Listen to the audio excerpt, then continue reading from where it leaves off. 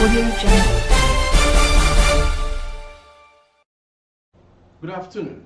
Here is the national news from BGI TV Current. I am Morire Rabila Lawal. Still in the euphoria of Eid al-Kabir to all faithful Muslims all around the world. May this year's Ramadan never be the last. But here again is the first major headlines for the national news. I am Morire Rabila Lawal. Subsidy removal. Buhari wary of disrupting livelihoods, says Petroleum Ministry. Tinubu not on sickbed. Orji, Uzor, Kalu to Nigerians. Nigerian Senate resumes May 2nd. Next story, bandits have taken over 6,000 square meters of our land. So Kalu. And on sports, Flying Eagles in group of death with Brazil, Italy. Now the news in detail.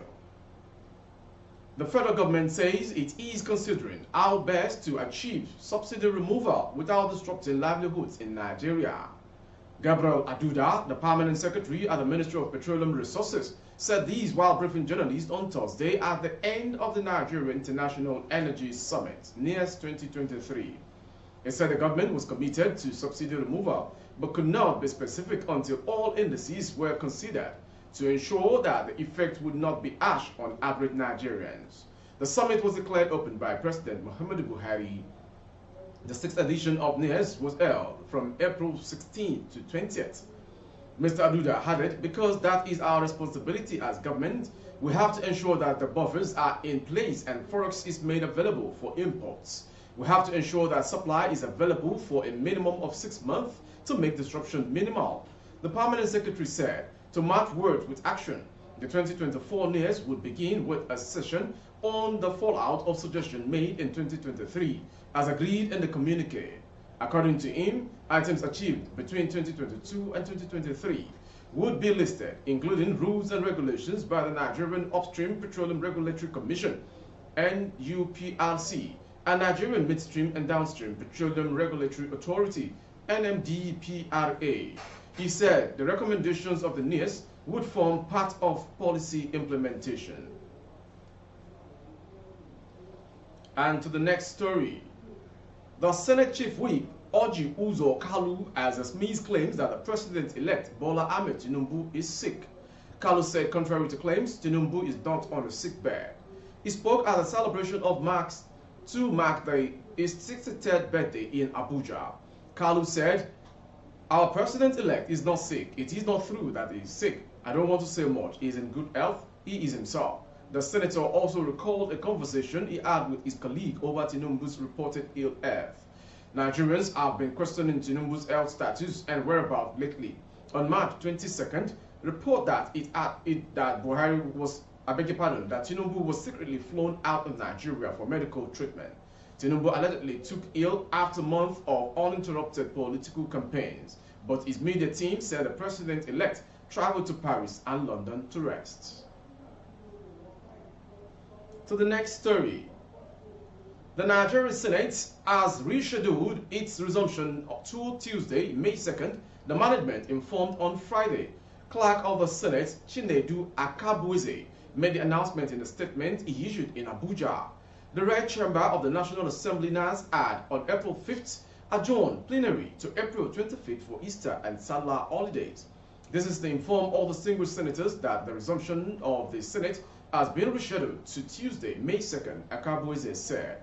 The federal lawmakers are by the notice requested to resume sitting in plenary on Tuesday at 10 a.m. prompt. Meanwhile, the NAS management is set for the inauguration of members of the 10th Senate and House of Representatives. NAS offices and the National Institute for Legislative and Democratic Studies, NILDS, would induct the newly elected parliamentaries. The induction program will be held in 2 batches, Batch A from 7th to 13th of May and Batch B from May 14th to May 20th. The legislators will be taken through the functions of the National Assembly, its practices, procedures, the service available to them, among others. And to the next story. The Southern Kaduna People's Union Sokapu has raised the alarm that suspected bandits have taken over 6,000 square kilometers of their land. Addressing a press conference at the headquarters of the union in Kaduna on Thursday, President of Sokapu, Mr. Diome Sari, noted that we are constrained to address you today on the pressing issue of security situation affecting our people in southern Kaduna State. He noted that within 1 month, 68 persons have been killed in Atiap land, leaving 15 others with life-threatening injuries. These attacks have created streams of displaced persons fleeing for safety. This was even as it said about 245 southern Kaduna communities have been sacked. If the size of these captured areas is added to Breningwari and adjoining areas, these outlaws have taken over 6,000 square meters of Kaduna land, which is bigger than the size of some states, he stressed. According to him, they have lost hope in the Nigerian states and want the United Nations to come and establish an operational base in southern Kaduna. And to end the national news is a sports story. Nigeria's Flying Eagles have been drawn against Brazil, Italy, and Dominican Republic in Group D of the 2023 FIFA World Cup. It is one of the toughest groups in the competition. Brazil, who are 5-time winners, and Italy are the toughest opponents in the group. Dominican Republic will be making a maiden appearance in the competition.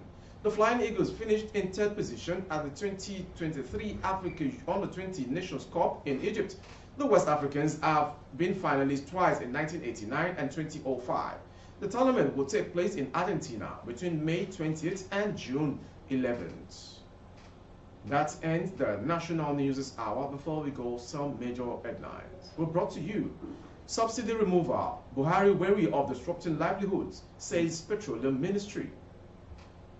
Tinubu not on sick bed. Orji Uzor Kalu speaks to Nigerians. On sport, Flying Eagles in group of death with Brazil and Italy. For more updates of our broadcast on YouTube, the handle is BGI TV Current. Kindly subscribe and click on the notification bell. Select option all to access our broadcast. On Facebook, Bagide Imo with Alawiye Adebayo. Please like and follow the page.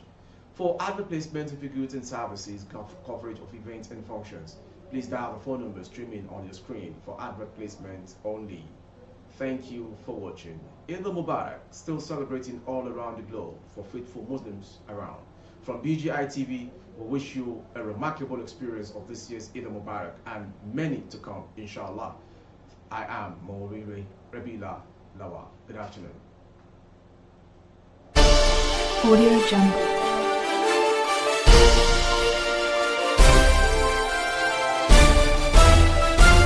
Audio Jungle.